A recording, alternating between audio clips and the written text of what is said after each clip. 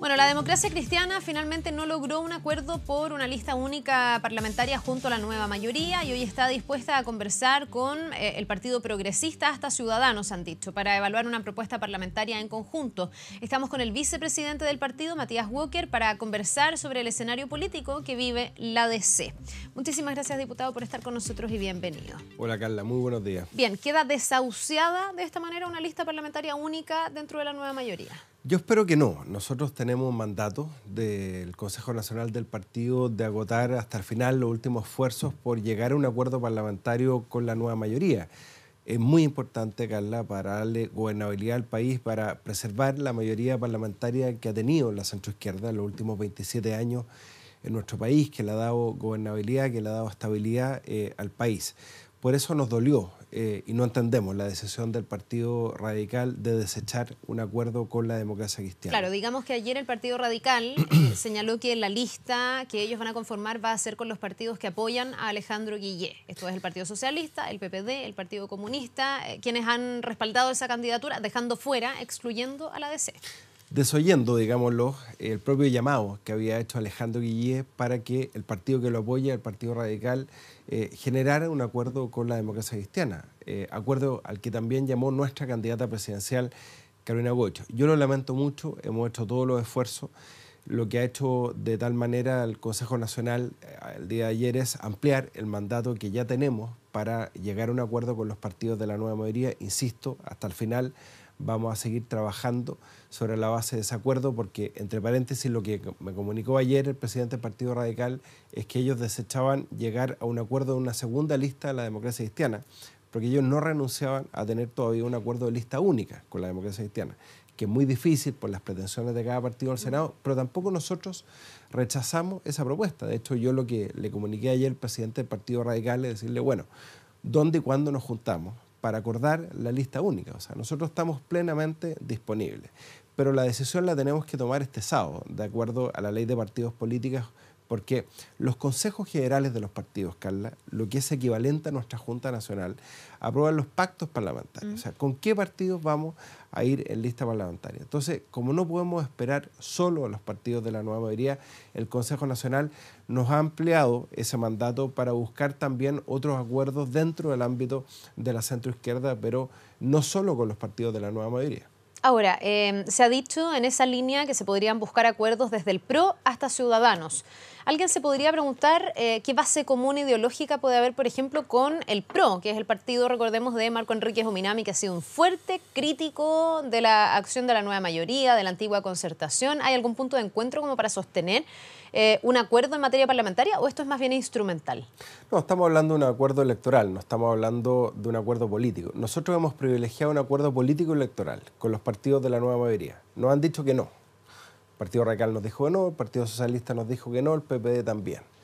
Y acá, para bailar tango, se requieren dos. Entonces, es obvio que cada partido busque maximizar su rendimiento electoral. Nosotros no hemos hablado de partidos en específico, por respeto a esos partidos, y con los cuales tampoco hemos iniciado conversaciones formales. Probablemente lo vamos a hacer en los próximos días, tenemos un mandato para eso.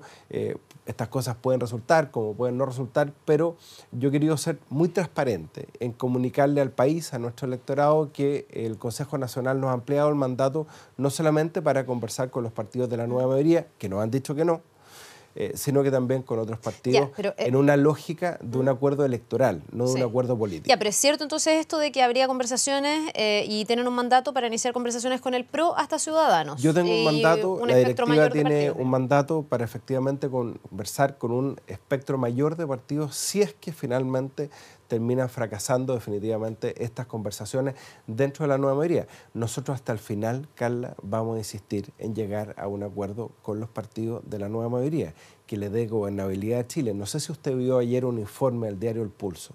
Salía que si hay dos listas dentro de la nueva mayoría, una lista del ala izquierda de la nueva mayoría y otra de la democracia cristiana aislada, el perjudicado no es la democracia cristiana, el perjudicado es la centroizquierda en su conjunto, que puede perder una mayoría que hemos tenido en el Congreso en los últimos 27 años. Entonces, por un tema de responsabilidad hasta el final, nosotros vamos a agotar los esfuerzos por tener un acuerdo parlamentario de la nueva mayoría. Como Le digo, ayer el presidente del Partido Radical me dijo que ellos incluso no desechan la posibilidad de una lista única.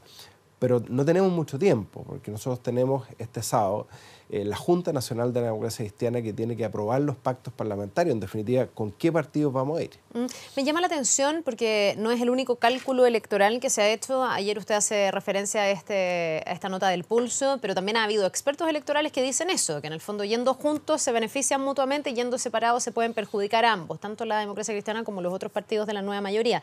¿Por qué entonces ha costado tanto este acuerdo? ¿Qué es lo que está en el fondo? Porque generalmente se suele ser bastante práctico en materia política y se buscan acuerdos electorales donde lo que se hace es hacer un cálculo de votos. Si eso no ha primado, ¿qué es lo que ha primado?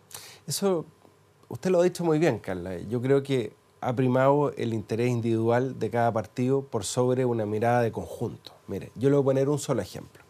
Cuando Patricio Aylwin fue candidato presidencial de la Democracia Cristiana, le pidió a su partido, la Democracia Cristiana, ceder 15 distritos a nuestros aliados en ese momento, el Partido Socialista, el Partido Radical, el PPD, para lograr un acuerdo parlamentario. O sea, había una generosidad, había una visión del sentido histórico que estábamos viviendo. Imagínense que ahora los dos candidatos presidenciales, Carolina Goich y Alejandro Guillé, hacen un llamado a sus partidos a llegar a un acuerdo parlamentario. Nosotros cumplimos con ese mandato que nos dio nuestra candidata presidencial, hicimos todos los esfuerzos hasta ayer de llegar a un acuerdo con el Partido Radical, pero el Partido Radical nos dio con un portazo. Entonces, bueno, las explicaciones naturalmente las tienen que dar ellos. Ahora, ¿a qué puede deberse esto? ¿Hay cierto resquemor todavía con la Democracia Cristiana por llevar candidatura propia, por irse por la vía propia y es una pasada de cuenta? ¿Por qué se ha querido, como han dicho algunos desde la Democracia Cristiana, arrinconar a este partido? Es que esa decisión de la Junta Nacional de la Democracia Cristiana, Carla, fue una consecuencia de lo mismo, de este intento como de arrinconar a la democracia cristiana.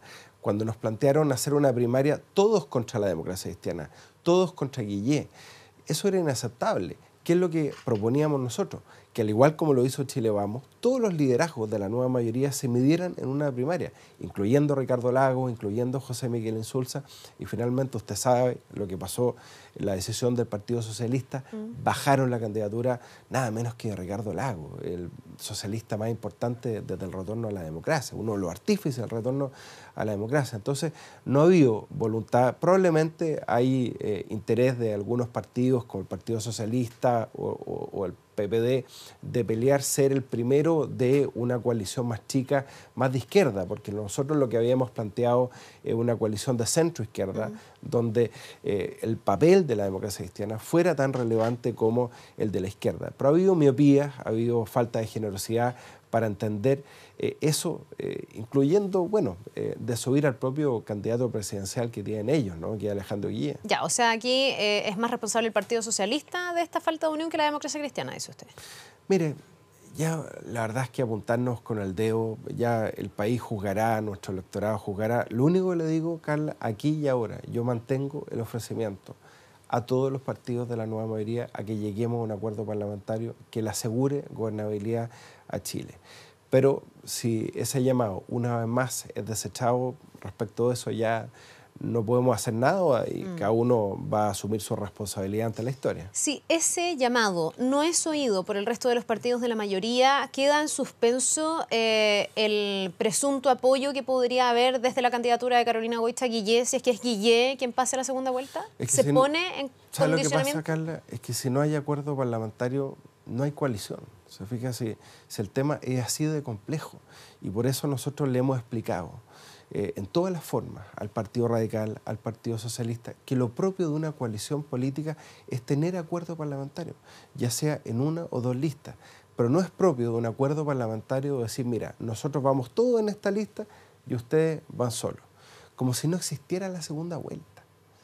Entonces, yo insisto, nosotros hasta el final vamos a buscar un acuerdo parlamentario, hasta el momento nos han dicho que no, y por eso es que estamos obligados, para maximizar nuestro resultado electoral, de buscar acuerdo con otros partidos. Eso puede resultar o no. Yo creo, por ejemplo, en la región de Coquimbo, que si nosotros vamos solos, podemos llevar 8 candidatos y podemos elegir 2 diputados, porque tenemos muy buena votación en la región de Coquimbo, tenemos 5 alcaldías, yo saqué un 40% de los votos, o sea, incluso nos alcanza para 2 diputados. Pero la responsabilidad que tiene cualquier mesa directiva es maximizar el rendimiento electoral de un partido.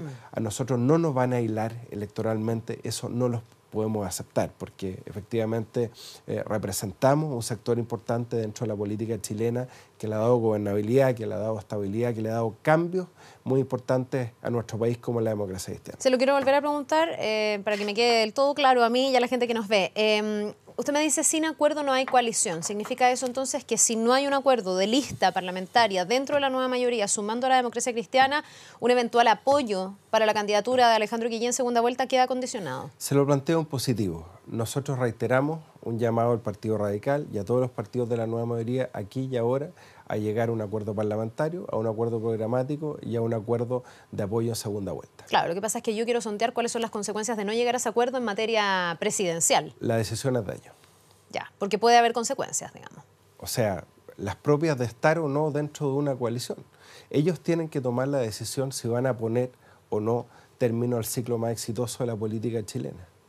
Ayer Andrés Velasco, que es como el referente y el líder de Ciudadanos, decía que él no estaba dispuesto a pactar con el PRO, en este caso con Marco Enríquez Ominami. ¿Eso pone también en cierto riesgo, dificulta las cosas para llegar a acuerdos con esos partidos? Porque ahí también se buscaría un pacto común, ¿no?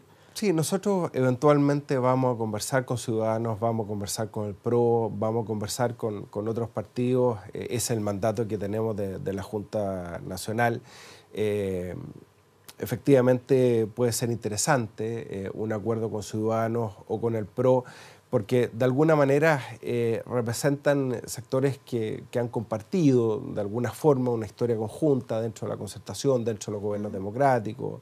Andrés Velasco fue un destacado ministro de Hacienda del último gobierno de la presidenta Bachelet, lideró la reforma previsional. Hemos tenido muchas diferencias también, pero nosotros, en cuanto a maximizar el resultado electoral de la democracia cristiana, no nos vamos a inhibir de conversar con nadie si es que el resto de nuestros aliados, entre comillas, insiste en dejarnos aislados y arrinconados. Diputado, ¿cuánto de esta situación, posición incómoda, es una calificación que hago yo de la democracia cristiana respecto de los otros partidos de la nueva mayoría, se explica por el bajo desempeño que ha tenido Carolina Goich en las encuestas, el sentir que de alguna manera es una candidatura que no está despegando? Porque sería distinto si ella fuera encumbrada en las encuestas, porque eso da un poder de negociación. Si es que hubiera hoy día un esbozo de duda respecto de quién pasa a la segunda vuelta, si tomamos las encuestas como el indicador, digamos, eso no está pasando. Se ve una candidatura debilitada. Hemos visto críticas también a la candidatura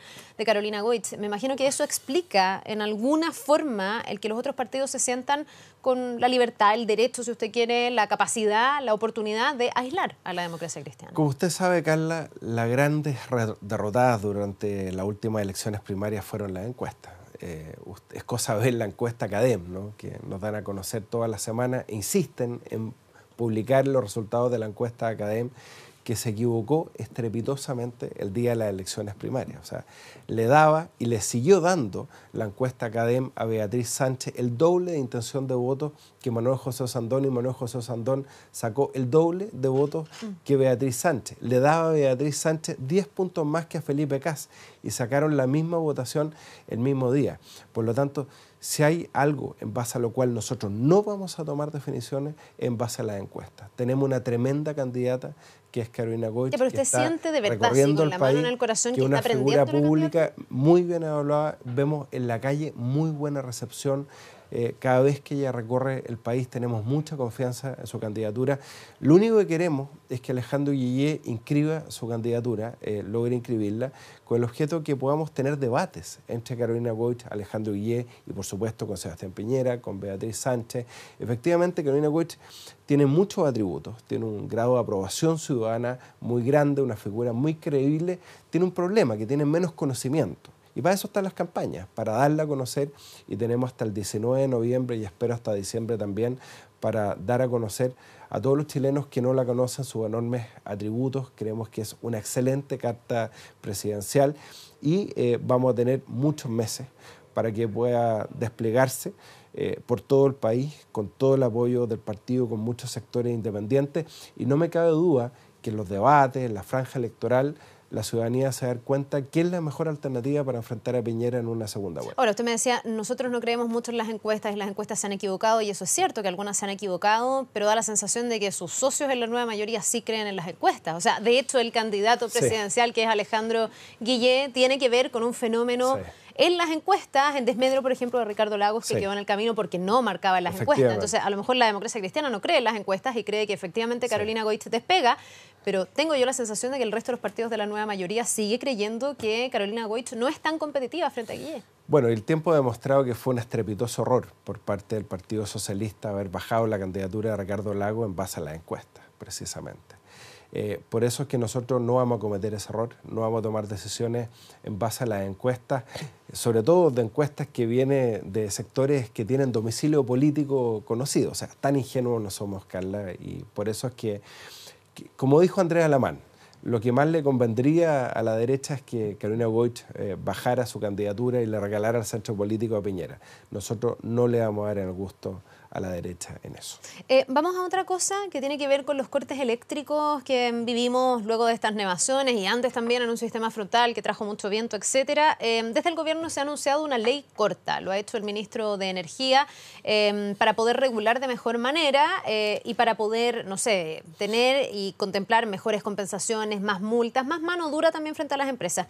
¿Qué le parece a usted y qué expectativas le genera una ley corta cuando el gobierno ya va de salida? Algunos se preguntan por qué esta ley no se hizo antes y no se pudo prevenir en vez de tratar de reparar lo que ya ha quedado en evidencia. Bueno, usted sabe, Carla, que esto formaba parte de una agenda legislativa que había propuesto el ex ministro de Energía, Máximo Pacheco, un tremendo ministro de Energía, se le echa de menos. Y nunca se ingresó por parte del gobierno, porque este es un proyecto de iniciativa exclusiva del Ejecutivo que tiene que ver con regulación, con administración del Estado. Yo lo lamento mucho. Bueno, más vale tarde que nunca. Yo creo que toda esta traumática experiencia que hemos tenido en él nos demuestra no solamente la necesidad de tener una mayor regulación, mayores facultades en la superintendencia y que incluso se pueda evaluar la caducidad de una concesión cuando efectivamente existan cortes tan reiterados sin causas de fuerza mayor o caso fortuito que lo justifique. Por lo tanto, toda la disposición de poder aprobar ese proyecto de ley que formaba parte de la agenda legislativa del ex ministro de Energía, Máximo Pacheco, que nunca se ingresó inexplicablemente dentro de las prioridades legislativas del gobierno, pero eso no exime a la superintendencia de poder aplicar aquí y ahora, y al CERNAC, por supuesto, las compensaciones que establece la ley, más allá de lo que ha ofrecido la propia empresa. ¿Usted evalúa mal las gestiones del ministro Rebolledo, ya que extraña a Máximo Pacheco? Se echa mucho de menos el exministro de Energía. ¿No ha sido buena la gestión? Era un tremendo ministro. ¿No ha sido buena la gestión de este ministro de Energía? ¿Es él el responsable de que, por ejemplo, un proyecto de ley como este haya quedado rezagado, como dice usted? Bueno, cada ministro es responsable de la marcha de la agenda legislativa de sus propias carteras y eso en eso no se exime al ministro Rebolledo de su propia responsabilidad. Lo vamos a ver en el comité político, no sé por qué la SECPRES tampoco priorizó este proyecto. Eso es algo que tiene que responder tanto el ministro de Energía como el ministro Izaguirre, que está a cargo de establecer las prioridades legislativas del gobierno. No siempre las prioridades legislativas del gobierno han ido de la mano con las prioridades ciudadanas y este es un caso bastante concreto. Ahora, se lo pregunto también, y porque me desliza como cierta comparación entre los dos ministros, porque desde la derecha han dicho que podrían interpelar al ministro Rebolledo. Este podría ser un argumento, digamos, decir, bueno, él a lo mejor se demoró en ingresar un proyecto que estaba en carpeta y se notó el cambio de ministro en el Ministerio de Energía.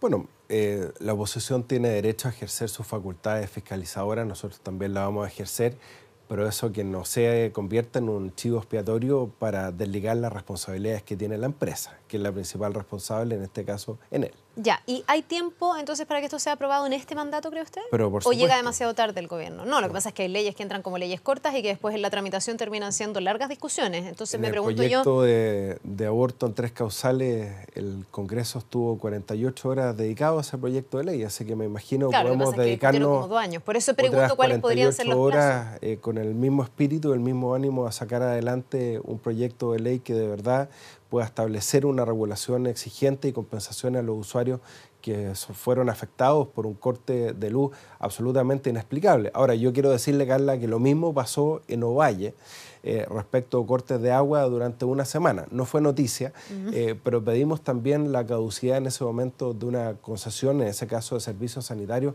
porque es una facultad que establece la ley y que se la entrega, ojo, a la Presidenta de la República con un informe de la superintendencia. Por eso yo digo, independientemente de la agenda legislativa, que la vamos a tramitar con toda la celeridad que corresponda, yo creo que la superintendencia y el CERNAC tienen que aplicar ahora las sanciones y las compensaciones que le entrega actualmente el instrumento jurídico que tenemos en vigencia. Claro, que probablemente se quedan bien cortas respecto del perjuicio, el daño, las expectativas que pueden tener los consumidores. Pero partamos por ejercer las facultades que ya ahora, y para ir finalizando, me pregunto yo si una ley corta resuelve el problema que ha quedado en evidencia, o si aquí no estamos ante la necesidad de una ley larga, profunda, a lo mejor más ambiciosa, que se haga cargo de los problemas de distribución de la luz, del monopolio que tenemos en este sentido y de la mano blanda que hay respecto de las empresas que después de cortes sostenidos como este no pierden en realidad ni un solo cliente, porque no existe esa posibilidad de cambiarse de proveedor, en este caso de la electricidad, como pasa también en otros servicios básicos. Sí, yo tengo la impresión de que nuestro gobierno lo ha hecho muy bien en materia de generación eléctrica. De hecho, hubo una licitación de suministros eléctricos que ha sido absolutamente exitosa de mano de la Comisión Nacional de Energía. Ahí ha habido un gran trabajo de Andrés Romero, el secretario ejecutivo de la Comisión Nacional de Energía, porque además el porcentaje de energías renovables, de energías verdes, ha sido histórico. Pero el problema está en la distribución y en la transmisión. Y en ese sentido tenemos que avanzar en una regulación mucho más exigente y protectora de los derechos de los consumidores. Qué lástima que no fue prioridad legislativa para el gobierno. Yo creo que los hechos nos han demostrado que este proyecto que estaba en la agenda legislativa del exministro Máximo Pacheco ahora tiene que ser una prioridad. Bien, pues, diputado Walker, muchísimas gracias por habernos acompañado esta mañana. Nos quedamos atentos a las gestiones en materia parlamentaria. Encantado.